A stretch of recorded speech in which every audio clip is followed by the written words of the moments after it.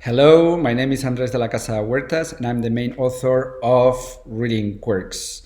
Even though I say that I'm the main author, the book has been written by The Wild Detectives, which is a bookstore in Dallas and the bookstore that I work for, and Laura Pacheco, which is the illustrator, and she's the one who came up with these beautiful cartoons. I also would like to thank Boulder Bookstore for inviting me to talk about our book. Well, the idea for the book came up as I was doing some workouts. I was in the gym, in the treadmill, and I was listening to a podcast that Book Riot used to have called Reading Lives, in which they do, or they used to do, interviews to people that had to do something with the book world. It could be authors, librarians, editors, publishers, people like that. And the conversation was not about their professional lives. The conversation was more about, how their reading lives were, how they behaved around books, and it happened after listening to a few.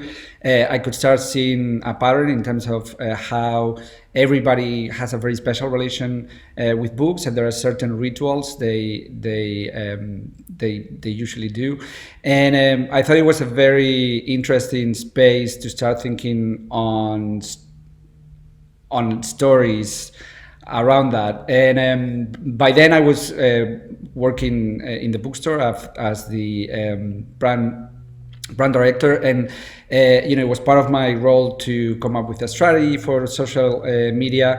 And I was looking for an idea like this for some time, so I could have the kind of posts that were not talking directly about us or asking people to attend to our events or buy our books. I wanted to come up with something that had more a feeling of a series, and being content for the sake of content and looking for engagement on our audience.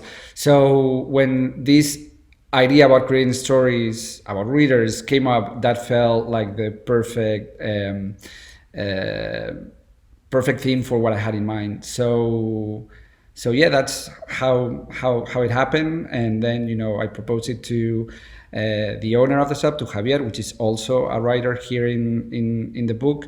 And yeah, we started producing these cartoons weekly for a year and a half. That went from September 16 to January 2018, and every Wednesday we were publishing or posting cartoon on our Instagram and our Facebook and Twitter. Well, there is a little bit of everything. At the beginning, definitely, there were a lot of quirks that were based on my own experience or Javi's experience. As we move forward, we realized pretty soon that the amount of quirks around books was limited. So that made us kind of introduce new strategies in terms of how we could come up with ideas weekly. So yes, there are a lot of quirks that are based on my experience or on the experience of my friends, which I started to have conversations with some of them to try to pick up on some of the things they used to do. But there is also other stories as well that had to do with some authors. They have to do with reflections around the act of reading, and quotes that I've read or we've read that are in relation to the act of reading as well. And yeah, so there is a little bit of everything. Well, Laura Pacheco was the clear candidate to do this from the get-go. We have collaborated with her before this project. She came up with the illustrations we did for our menu. I mean, our bookstore is also a bar, and we wanted to have a menu that was heavily illustrated, and it was set up in the shop so people could see our place in those cartoons. And it was kind of like there were some authors it was articulated by some quotes by authors, and the authors were represented on those illustrations as well.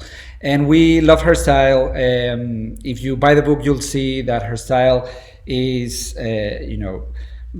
it's kind of like she uses a minimum amount of strokes, but she conveys a lot of personality with a very kind of a minimum style. So working with her was a delight. Just kind of like wanted to show more or less the kind of cartoons she makes.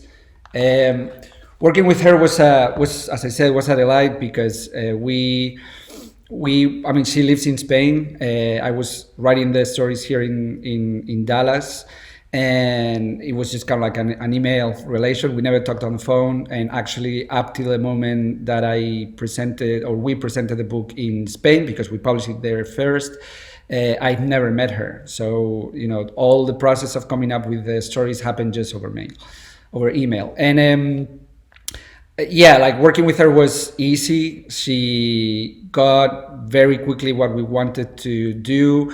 I remember getting her first sketches when we sent her, I mean, before even we started posting, we sent her, I think it was 4 stories.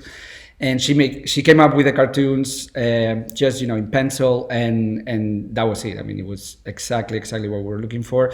And I think she actually is the reason why these cartoons are actually published in a way. Like when I wrote the scripts and I saw them on paper, I mean, to me at least, they read a little bit silly.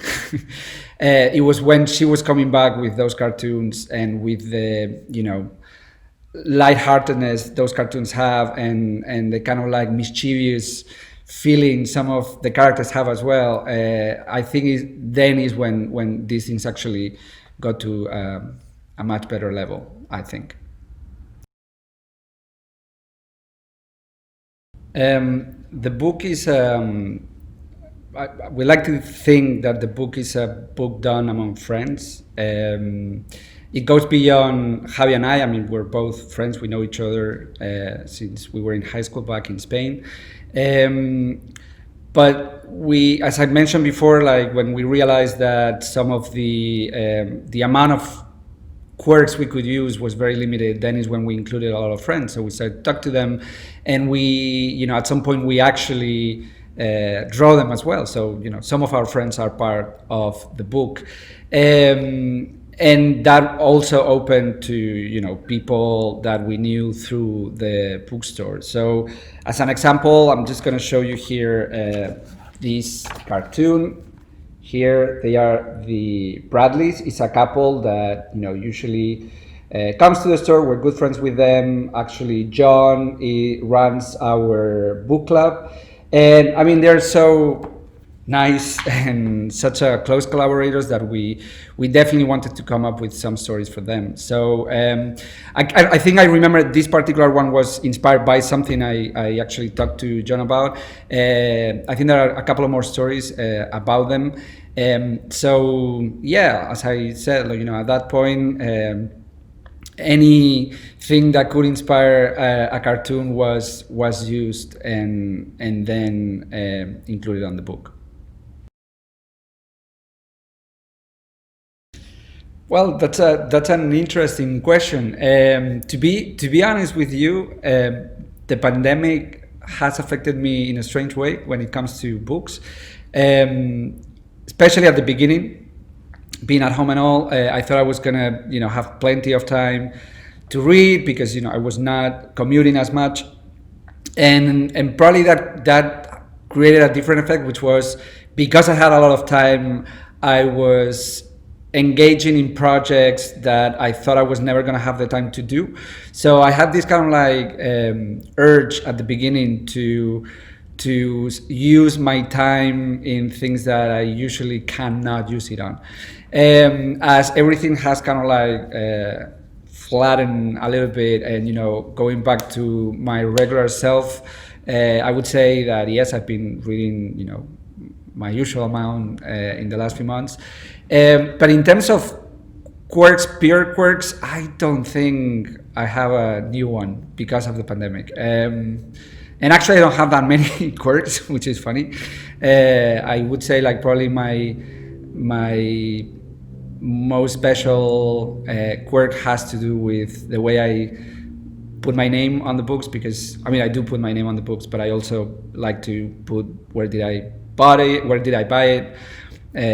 when did I started to read it, when did I finish to read it. So it's kind of like a library kind of file maybe on the first page. That's probably my classic reading quirk. We're very far from that. Yes, like there are not that many quirks to write about. I think like there are plenty of stories about reading to talk about. I think we've done our share for now. We haven't been thinking on new ones for a new project. It's true that when we were presenting the book in Spain and here as well, some people came to us to share with us their own quirks, and I think I made a mistake by not writing them down, because I remember some of them were actually quite good. But yeah, I mean it's not part of our near projects at the moment.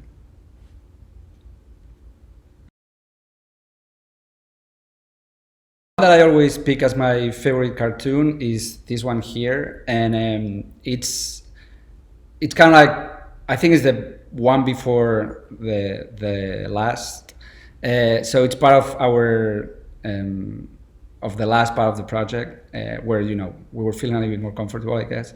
And the story is based on my own experience. My mom is a German teacher, and she taught literature in high school for some time as well. So when I was in high school and I had to read some of the books in the syllabus, I actually had them at home. They were the ones that my mom used to teach. And when I was reading them, or I particularly remember one of them, it was just full of her comments as a teacher. So they were kind of like question marks and her own reflections on the book. And that gave a kind of like another layer of meaning to the book for me. Obviously, the book itself, but seeing how my mom worked on the book and what were the thoughts that came to her through reading that book, that was fantastic. Because I think I read it like probably 20 years after she made those comments. So it was kind of like seeing a younger version of my mom on that book. So that was something that and to me it was funny, the fact that that story came so late in the project, because it was a clear reading quirk there, and it was a beautiful one. Like how books can connect us, and how I always think that talking about books is one of the best, at least for me, icebreakers. I think there is a lot of connection in sharing what a book has made you feel. So it came very late in the project. Very happy that it came.